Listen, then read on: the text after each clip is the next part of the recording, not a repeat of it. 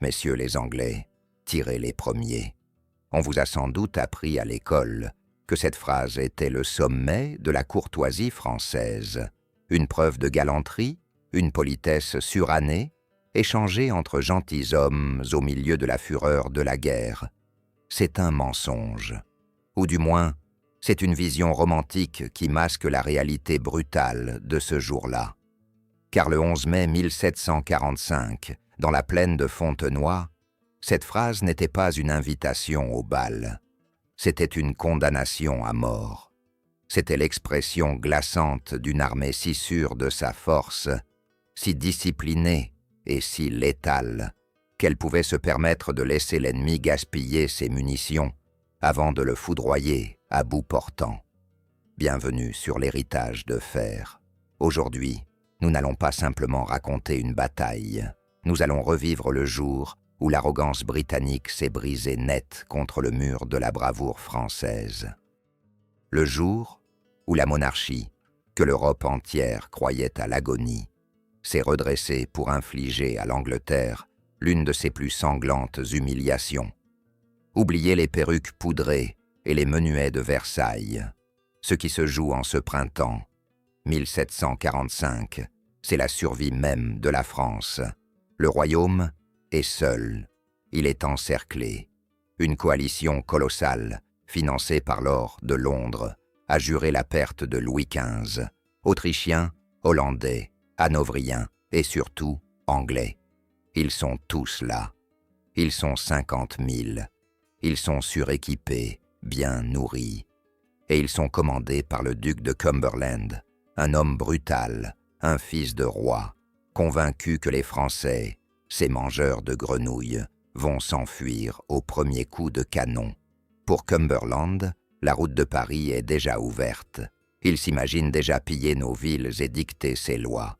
Il ne voit pas qu'il marche droit dans un piège, car face à lui, il y a deux hommes qui vont changer le cours de l'histoire.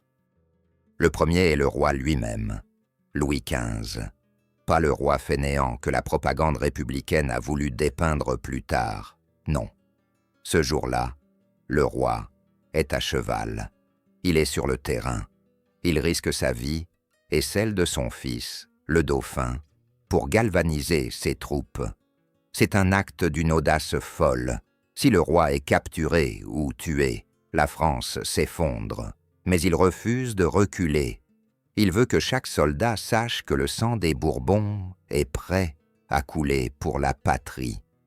Le second homme est une légende vivante, mais une légende brisée. Le maréchal Maurice de Saxe. C'est le plus grand génie militaire de son temps. Mais il est en train de mourir. Il est rongé par une hydropisie terrible. Son corps est enflé. Chaque mouvement est une torture. Il ne peut même plus monter à cheval.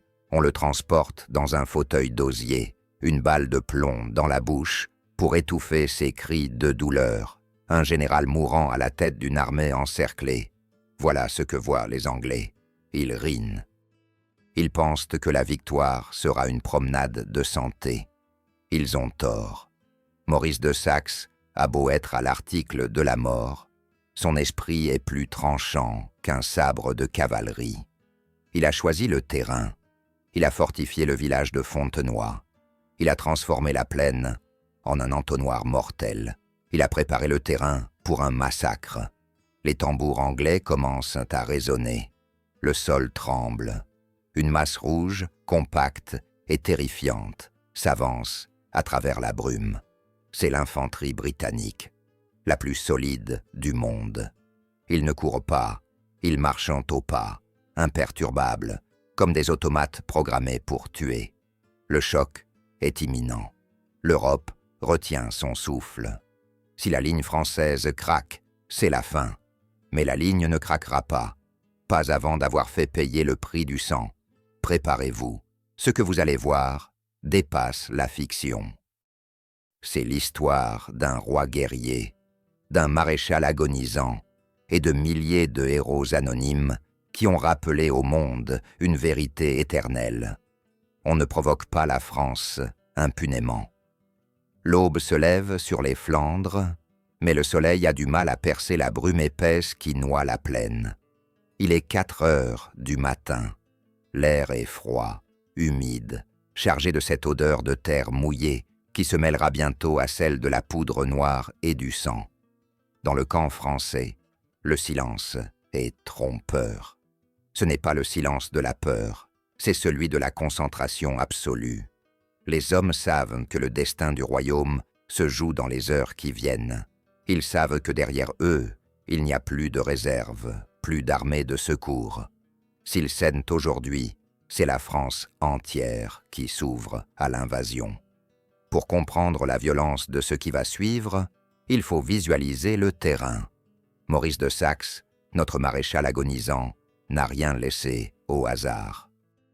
Il sait que l'infanterie britannique est une machine à broyer, célèbre pour sa discipline de fer et sa puissance de feu dévastatrice.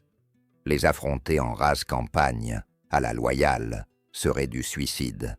Alors, il a transformé le champ de bataille en un véritable couloir de la mort.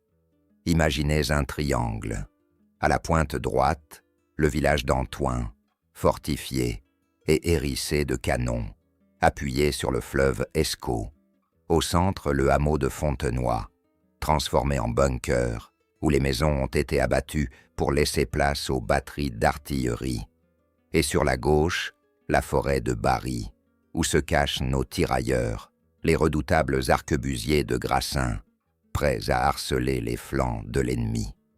Entre ces 3 points, il n'y a qu'une plaine nue, faussement accueillante.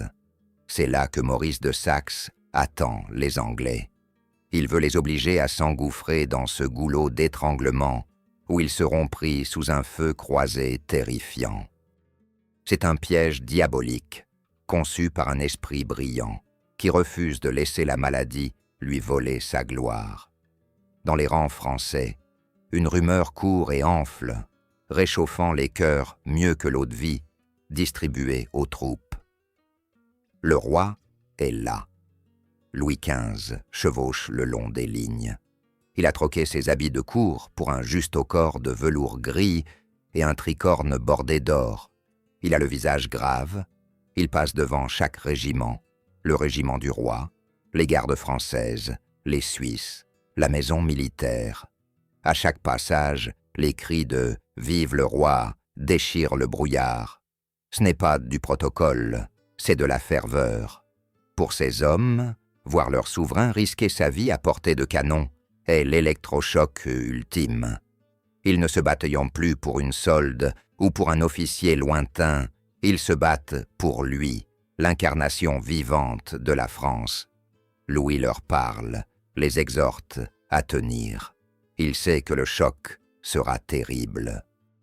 Il sait que beaucoup de ces visages qu'il regarde ce matin seront des cadavres avant midi. En face, le duc de Cumberland s'impatiente. Ce jeune prince anglais de 24 ans, obèse et brutal, méprise profondément ses adversaires. Pour lui, la stratégie de Saxe est une marque de lâcheté. Il ne voit pas le piège, ou, s'il le voit, il s'en moque. Il croit en la force brute. Il a avec lui l'élite de l'armée britannique, les célèbres Coldstream Guards, les Scots Guards, des hommes qui n'ont jamais appris à reculer. Il ordonne l'avancée. Les premiers combats sont confus. Les Anglais tentent de prendre les positions fortifiées sur les côtés pour élargir le passage. Ils envoient le général Ingoldsby attaquer la forêt de Barry sur la gauche, mais les Français tiennent bon. Cachés dans les bois, nos tirailleurs font pleuvoir une mort invisible sur les tuniques rouges. Ingoldsby panique, hésite et finit par s'arrêter. C'est le premier grain de sable dans la mécanique anglaise. Sur la droite, même échec. Antoing et Fontenoy crachent du feu et repoussent les assauts hollandais. Cumberland est furieux. Ses ailes sont bloquées. Il ne lui reste qu'une seule option, la plus dangereuse, la plus folle, foncer tout droit, au centre, en plein cœur du dispositif français. C'est là que l'impensable se produit. Au lieu de se replier ou de chercher une autre stratégie, Cumberland décide de jouer le tout pour le tout. Il rassemble son infanterie, 15 000 hommes, et forme une colonne gigantesque, une formation dense, rectangulaire, une muraille humaine de 600 mètres de large sur autant de profondeur. C'est une marée rouge, hérissée de baïonnettes, qui s'avance lentement, inexorablement, au son des fifres et des tambours. Le sol tremble sous leurs pas. C'est une vision d'apocalypse pour les soldats français qui observent cette masse approcher. Rien ne semble pouvoir arrêter ce monstre. Les boulets de canon français labourent les rangs anglais, ouvrant des brèches sanglantes dans la colonne. Des files entières d'hommes sont fauchés, démembrés, pulvérisés. Mais instantanément, avec un calme terrifiant, les rangs anglais se resserrent. Ils comblent les trous. Ils continuent d'avancer. Pas un cri, pas un désordre. Juste le bruit rythmé des bottes et des tambours. Cette discipline inhumaine est la marque de fabrique de l'armée britannique. Ils marchent sur leur propre mort sans même baisser les yeux. Ils arrivent au sommet de la crête qui domine le camp français. La distance se réduit. 300 pas, 200 pas, 100 pas. Les visages deviennent distincts. On voit la sueur, la crasse et cette détermination froide dans les yeux de l'ennemi. Face à eux, au sommet de la petite colline, l'élite de l'armée française les attend. Les gardes françaises et les gardes suisses sont alignés, immobiles, l'arme au pied. Leurs uniformes bleus et rouges sont impeccables. Ils regardent la mort arriver en face sans ciller. C'est le choc de deux mondes. La brutalité mécanique anglaise contre l'honneur aristocratique français. La colonne anglaise s'arrête net à 50 pas. Le silence retombe, plus lourd que jamais. C'est à cet instant précis que la légende s'écrit. Des rangs anglais, un officier se détache. C'est Lord Charles Hay, capitaine aux gardes royales. Il est grand, arrogant, sûr de lui. Il sort une flasque de sa poche, en boit une gorgée avec ostentation et s'adresse aux officiers français en face de lui. Il crie, d'une voix qui porte sur tout le champ de bataille, « Messieurs des gardes françaises, tirez !»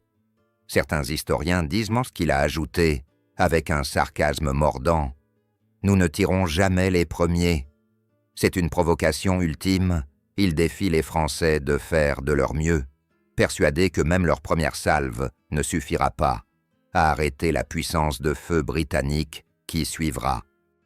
En face, le comte d'Auteroche, lieutenant des grenadiers français, s'avance à son tour. Il salue avec son chapeau, dans un geste d'une élégance parfaite, presque insolente, au milieu de cet enfer naissant. Sa réponse claque comme un coup de fouet. « Monsieur, nous ne tirons jamais les premiers. Tirez vous-même. » Pourquoi ? Pourquoi refuser cet avantage? Est-ce de la vanité? Est-ce une politesse suicidaire? Absolument pas. C'est un calcul tactique d'une froideur absolue.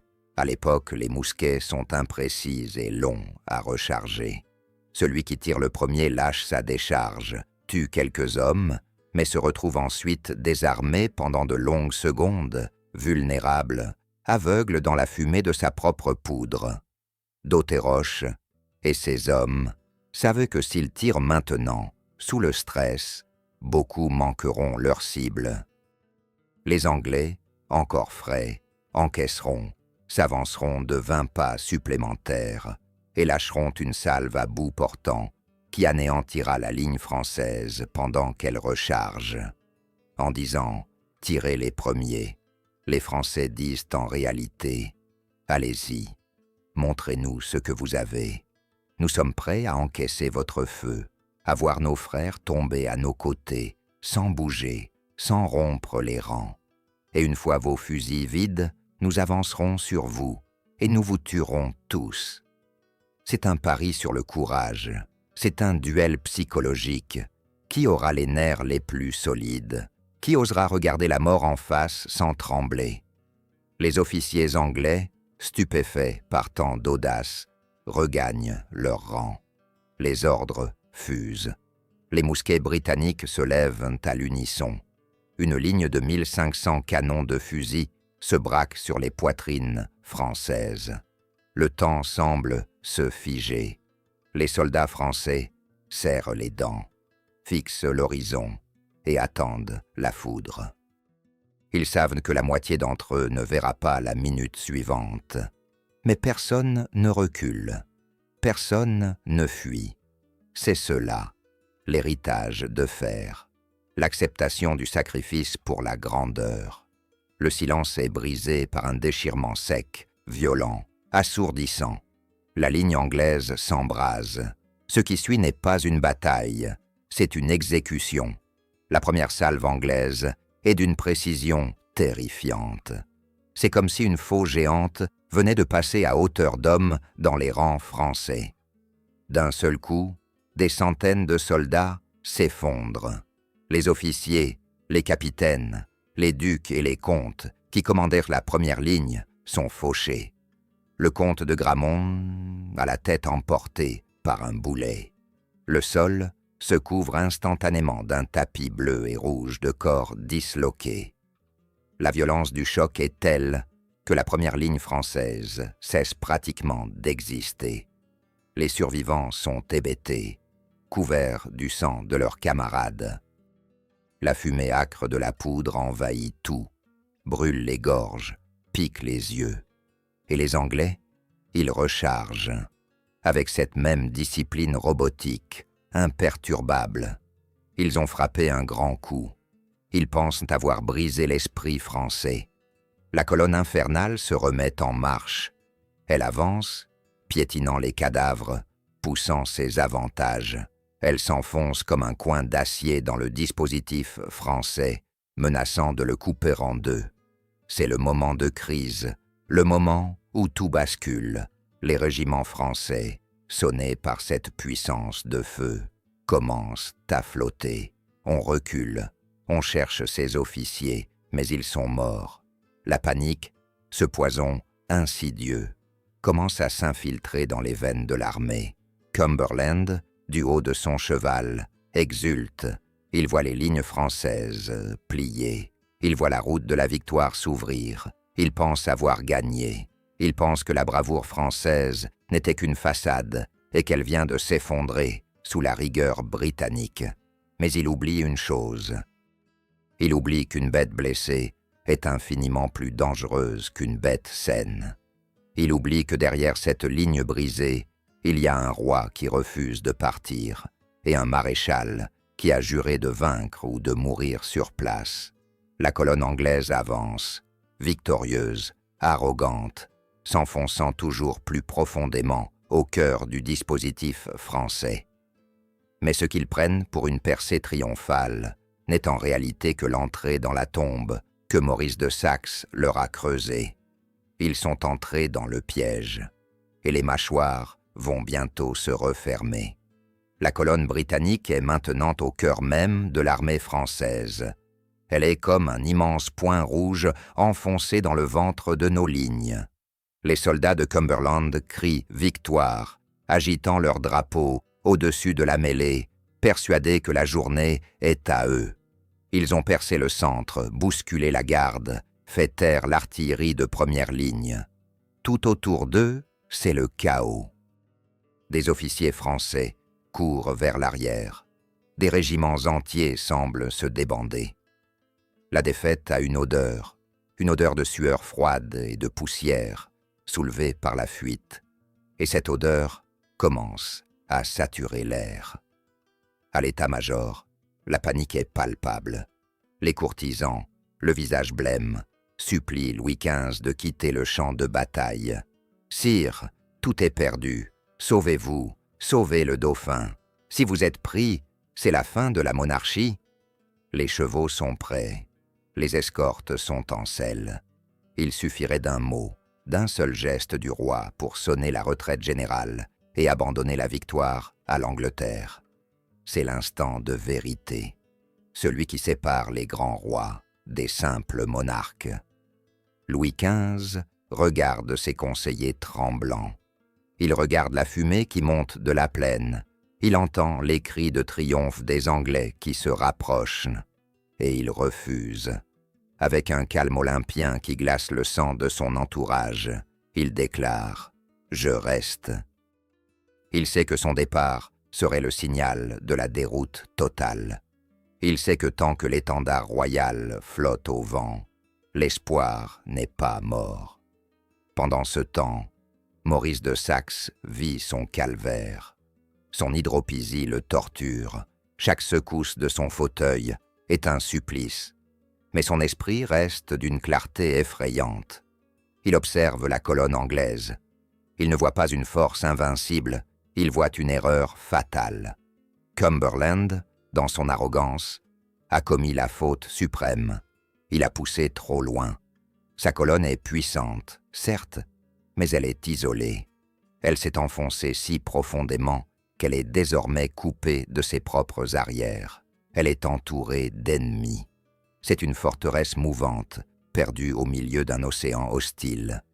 Saxe comprend que le moment est venu. Il ne s'agit plus de défendre, il s'agit d'anéantir.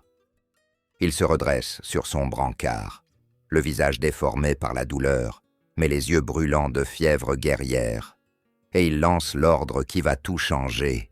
Il faut faire donner tout ce qu'il reste, que tout le monde charge, que la maison du roi charge, que les carabiniers chargent, il faut les écraser.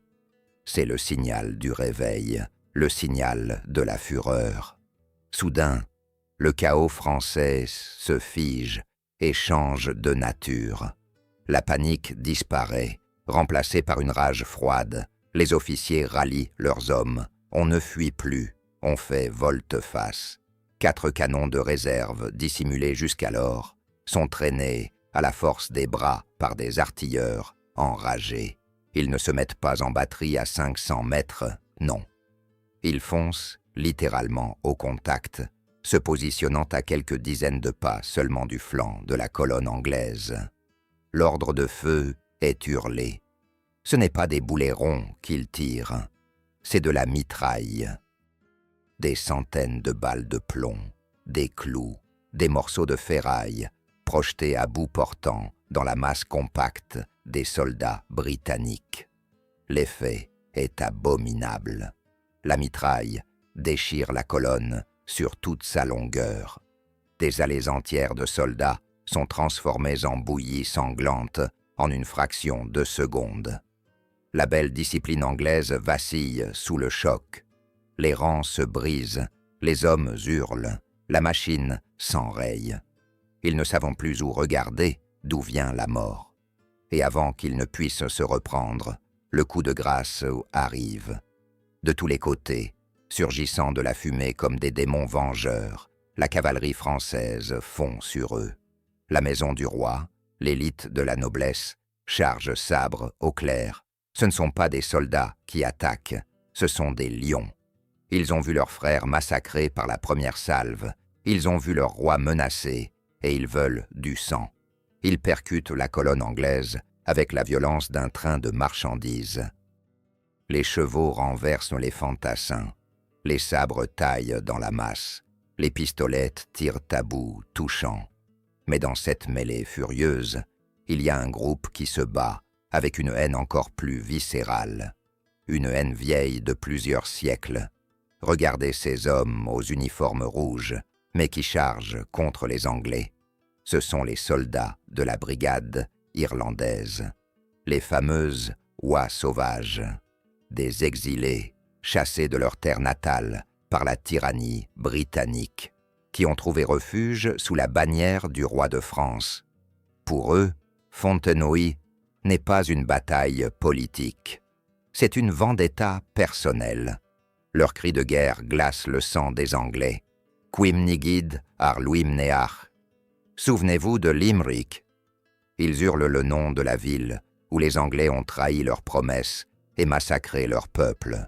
Ils ne font pas de prisonniers. Ils chargent à la baïonnette avec une sauvagerie qui terrifie même leurs alliés français. Ils veulent venger chaque injustice, chaque mort, chaque année d'exil. Ils taillent en pièces le flanc droit de la colonne, transformant la bataille en règlement de compte. Le sergent Will, un géant irlandais, est vu assommant des Anglais avec la crosse de son fusil brisé, riant comme un dément au milieu du carnage. La colonne infernale, ce bloc qui semblait indestructible il y a 1 heure, est en train de se désintégrer. Elle est attaquée de face, de flanc, de dos. Elle est pilonnée par l'artillerie, hachée par la cavalerie, dévorée par l'infanterie qui revient à la charge. Les Anglais sont pris dans un étau de feu et d'acier. Cumberland, blême, voit son armée d'élite fondre comme neige au soleil. L'arrogance a disparu des visages britanniques, remplacés par la terreur pure. Ils ne marchent plus au pas. Ils tombent. Ils meurent par centaines, par milliers. Ils sont piétinés, écrasés, noyés dans leur propre sang. La retraite sonne, mais c'est une retraite impossible. Chaque pas en arrière est un calvaire. Les Français les poursuivent, impitoyables, les harcelant jusqu'à l'épuisement. La belle armée de Cumberland n'est plus qu'une horde de fuyards paniqués qui jettent leurs armes pour courir plus vite. Le champ de bataille offre un spectacle dantesque. 15 000 soldats britanniques gisent sur le sol, morts ou blessés. La colonne infernale est devenue le tombeau de l'ambition anglaise. Les drapeaux ennemis, ces étendards si fièrement levés le matin même, gisent dans la boue, piétinés par les chevaux français. C'est une déroute totale, une humiliation absolue. Maurice de Saxe, épuisé, presque inconscient, se fait porter devant le roi. Il a tenu sa promesse. Il a offert à la France sa plus grande victoire du siècle. Il a brisé l'échine de l'Angleterre sur le continent pour une génération. Louis XV contemple le carnage. Il voit les montagnes de cadavres, les blessés qui gémissent, la terre gorgée de sang. Il ne sourit pas. Il ne célèbre pas la mort de ses ennemis avec vulgarité. Il se tourne vers son fils, le dauphin, qui découvre pour la première fois l'horreur de la guerre. Le roi pose sa main sur l'épaule du jeune prince et prononce ces mots qui résonneront à travers les siècles, bien plus forts que le fracas des canons. Voyez tout ce sang, mon fils, et apprenez que la victoire ne vaut pas la vie des hommes. C'est là toute la différence.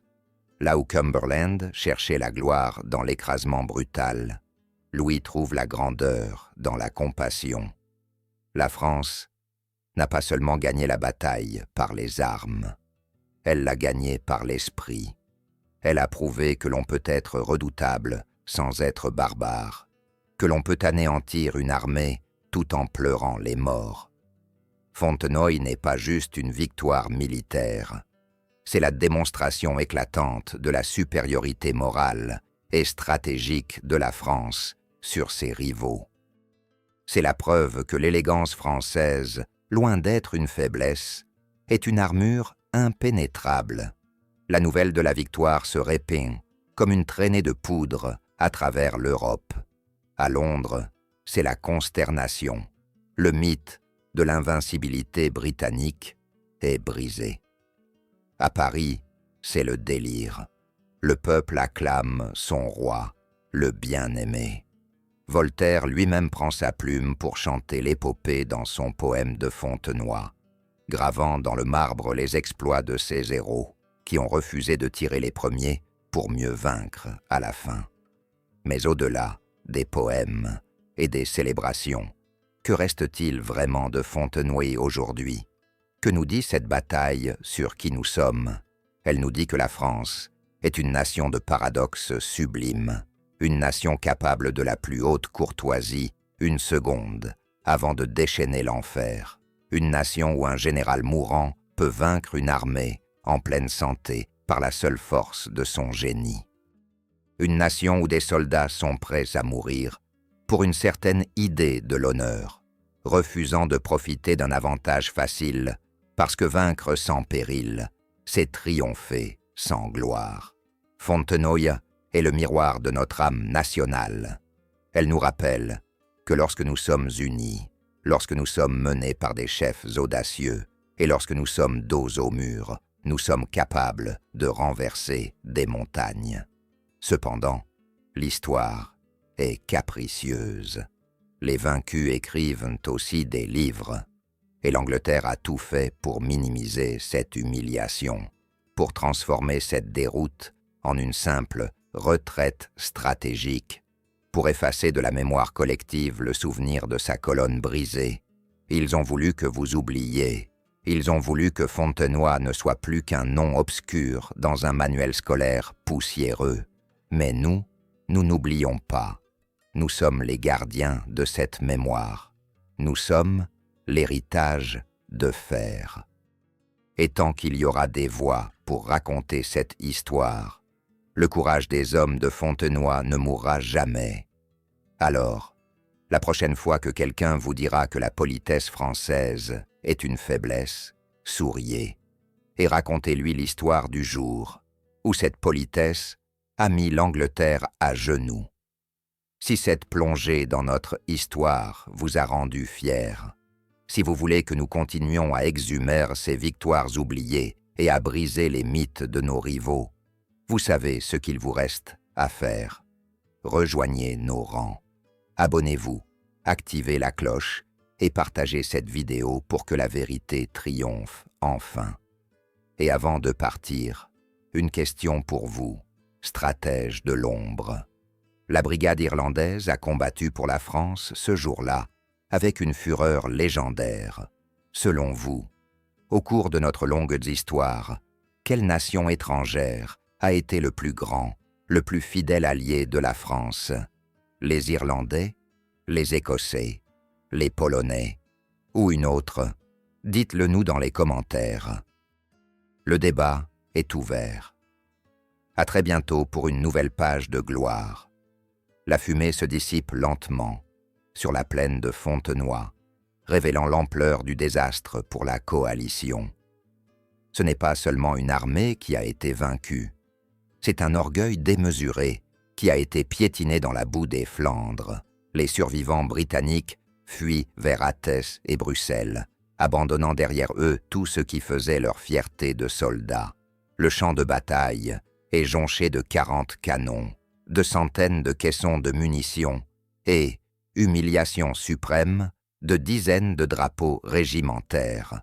Ces morceaux de soie colorés, brodés aux armoiries des plus vieilles familles d'Angleterre, sont désormais entre les mains des hussards français qui les brandissent comme des trophées de chasse. Pour le duc de Cumberland, la honte est totale. Lui qui avait promis à Londres une victoire éclatante, lui qui méprisait tant ses Français, efféminés, se retrouve à galoper pour sauver sa peau, laissant ses blessés gémir sans soin sur le terrain qu'il a perdu. Sa carrière militaire ne s'en remettra jamais vraiment. Il portera à jamais la tâche indélébile d'avoir été celui qui a brisé la meilleure armée que l'Angleterre ait jamais envoyée sur le continent. Dans les jours qui suivent, les récriminations entre alliés sont violentes. Les Anglais accusent les Hollandais de lâcheté. Les Autrichiens blâment l'incompétence de Cumberland. La coalition, ce géant aux pieds d'argile, se fissure de toutes parts. La confiance est rompue. C'est là le véritable génie de cette victoire. Elle n'a pas seulement tué des hommes, elle a tué l'Alliance elle-même. Mais Maurice de Saxe ne compte pas s'arrêter là. Un général ordinaire se serait contenté de cette victoire, aurait pris ses quartiers d'hiver et célébré son triomphe. Mais Saxe n'est pas ordinaire. Il sait que la victoire de Fontenoy est une clé qui vient de faire sauter le verrou de toute la Belgique autrichienne. Malgré sa maladie qui continue de le ronger, il ordonne la poursuite immédiate. C'est le début d'une campagne éclair une blitzkrieg avant l'heure qui va stupéfier l'Europe. La forteresse de Tournai, l'objectif initial du siège, tombe quelques jours plus tard. Les garnisons ennemies, démoralisées par le récit du massacre de Fontenoy, n'ont plus le cœur à se battre. Elles voient arriver les Français et baissent les armes. Et l'avalanche continue. Gand ouvre ses portes, Bruges se rend, Oudenarde, Ostende, Nieuport.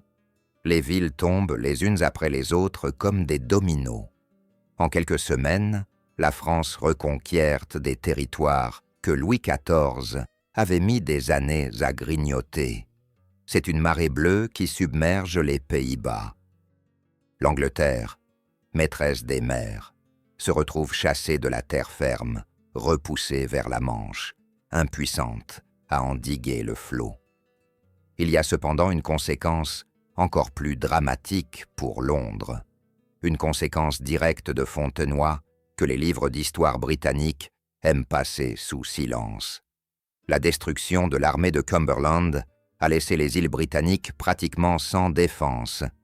La nouvelle de la déroute anglaise traverse la Manche et arrive jusqu'aux oreilles d'un jeune prince exilé, Charles-Édouard Stuart, le Bonnie prince Charlie. Il comprend que le moment est unique. L'armée anglaise est en ruine sur le continent. Le trône de George II vacille. C'est grâce au carnage de Fontenoy que, 2 mois plus tard, le prétendant Stuart débarque en Écosse.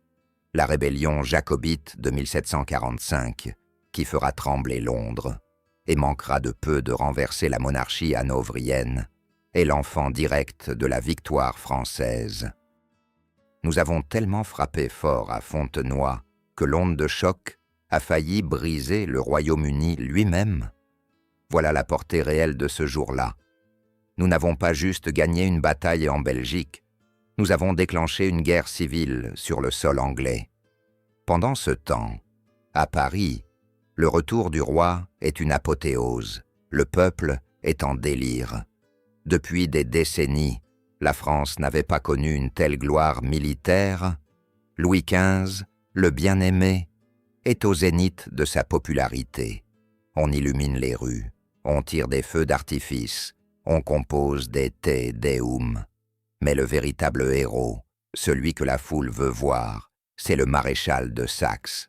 Il rentre à Paris, non plus comme un mercenaire étranger au service de la France, mais comme le sauveur du royaume. Le roi lui accorde des honneurs inouïs, lui offrant le château de Chambord et le titre unique de maréchal général des camps et armées du roi. Imaginez cet homme, cet Allemand de naissance qui a choisi la France par passion, devenu l'idole d'une nation tout entière. Il a prouvé que l'esprit français n'est pas une question de sang, mais une question de cœur et de panache. Fontenoy est son chef-d'œuvre, une symphonie de violence et d'intelligence qui sera étudiée dans toutes les académies militaires du monde, y compris par un certain Napoléon Bonaparte, qui verra en Maurice de Saxe l'un de ses rares maîtres à penser. Cependant, au milieu de ces célébrations, une ombre plane, une ombre qui rend cette victoire encore plus poignante. C'est celle du sacrifice. Car si nous célébrons la gloire, nous ne devons jamais oublier le prix payé, les régiments qui ont chargé ce jour-là, la maison du roi, les carabiniers, la brigade irlandaise, ont laissé une partie de leur âme sur le plateau de Fontenoy. Des lignées entières de la noblesse française se sont éteintes ce matin-là. Des pères, des fils, des frères qui ne sont jamais revenus. Ils ont offert leur vie non pas pour une conquête territoriale, mais pour l'honneur du drapeau. Ils ont lavé la fronde des défaites passées avec leur propre sang. C'est cette dimension sacrificielle qui élève Fontenoy au-dessus d'une simple victoire tactique. C'est un acte de foi, la foi en une France éternelle qui préfère la mort à la médiocrité. Et c'est précisément ce que nos rivaux ne comprendront jamais. L'Anglais se bat pour le profit, le Prussien pour la discipline, le Russe pour le tsar. Le soldat français, lui, se bat pour l'histoire. Il se bat pour que, 2 siècles plus tard, on se souvienne de lui comme d'un géant. Cette victoire marque l'apogée de la vieille monarchie. C'est le dernier grand éclat de soleil, avant les orages de la Révolution qui s'annoncent à l'horizon. C'est le moment où la France, une dernière fois, est unie derrière son roi et son armée dans une communion parfaite. Un moment de grâce absolue, suspendu dans le temps, où nous étions, sans contestation possible, la plus grande puissance du monde. Si vous marchez aujourd'hui dans les champs, autour du petit village de Fontenoy, en Belgique, vous ne verrez rien. Les tranchées ont été comblées, les fortins ont disparu, l'herbe a recouvert les cicatrices de la terre. Il n'y a que le vent qui souffle sur la plaine, indifférent. Un modeste monument rappelle aux passants qu'ici, l'Europe a tremblé. Mais fermez les yeux un instant, écoutez. Au-delà du bruissement des feuilles, vous pouvez presque entendre l'écho des tambours, le fracas des mousquets et ce cri immense qui a traversé les siècles, « Vive le roi !» Fontenoy